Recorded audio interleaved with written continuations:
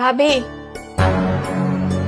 এই কি তুমি কিছু না বললে হুট করে চলে এলে যে?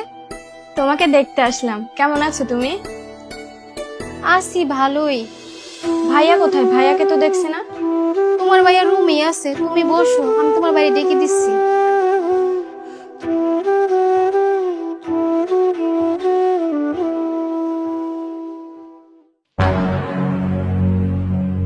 এই শোনো, তোমার বোন আইছে। আর তোমার বোনে তো কিছুদিন পর পর কেন আসে? আমার মনে হয় তোমার বোনে তোমার কাছ থেকে কিছু নিতে আইছে। তোমার বোনে যদি কিছু চাই তুমি দিবা না, বলবো তোমার কাছে নাই। আচ্ছা, তোমার কেন মনে হইলো যে আমার বোন কিছু চাইতে আইছে? আর আমার বোন যদি কিছু চাইতে থাকে আমি কেন দেবো না? অবশ্যই দেবো। দিয়া দাও সবকিছু তোমার বোন রে, আমার কথা তো তোমার কাছে কোনো মূল্যই নাই। এত বেশি কথা বললো না তো, তুমি চুপ থাকো। আমি আমার বোনের সাথে কথা বলতে যাচ্ছি, তুমি কি নাস্তা নিয়ে আসো।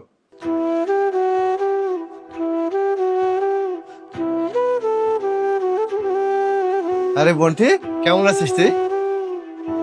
এই তো ভালোই আছি। তা তুই একা কেন? তো জামাই কোথায়? জামাই আসেনি? ওর এদিকে একটু কাজ ছিল, তাই আমাকে নাবাই দিয়ে গেল। যাওয়ার সময় আবার নিয়ে যাবে। ও আচ্ছা আচ্ছা। আমি এখনই চলে যাচ্ছি ভাইয়া। সে কি কথা, এখনই চলে যাবে কেন? আসলি স্যার বসবি, খাওয়া দাওয়া করবি, লাগলে দু একদিন থেকে যাবি, এখনই চলে যাবি কেন? ভাবির কথা শুনে আমার পেট ভরে গেছে। তুই কিছু মনে করিস না, তুই তো জানিস তোর ভাবে এমনই। ভাবি, আমি যেদিন শুনছিলাম তুমি প্রেগনেন্ট, সেদিন থেকেই তোমাকে দেখার জন্য ব্যস্ত হয়ে গিয়েছিলাম। আমি তো শুধু তোমার জন্য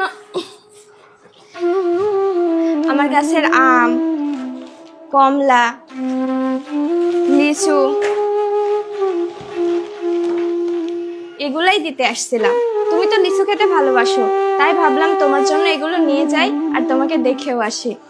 ভাবি, তোমার কেন মনে হয় ননদরা যখন বাপের বাড়িতে আসে তখন কিছু না কিছু চাইতে আসে, কিছু না কিছু নিতে আসে? তুমিও তো কারো না কারো ননদ। তুমি যখন তোমার ভাবির বাড়িতে যাবে, তোমার ভাবি যদি তোমাকে এভাবে কিছু বলে, তোমার খারাপ লাগবে না? তুমি কি দ্বিতীয়বার সেই ভাবির বাড়িতে আর যাবে? ভাইয়া, আমার কারণে যদি ভাবির সাথে তোমার সম্পর্ক নষ্ট হয়, তাহলে আমি মন থেকে চাইবো তুমি আমার সাথে আর যোগাযোগ রাখো না। আর ভাবি, আমিও চেষ্টা করব এখানে আর না আসার, কিন্তু আমি এই ফলগুলো তোমার জন্য ভালোবেসে খুব আশা করে নিয়ে এসেছিলাম। তুমি যদি খাও তাহলে আমি খুশি হব। আসছি ভাইয়া।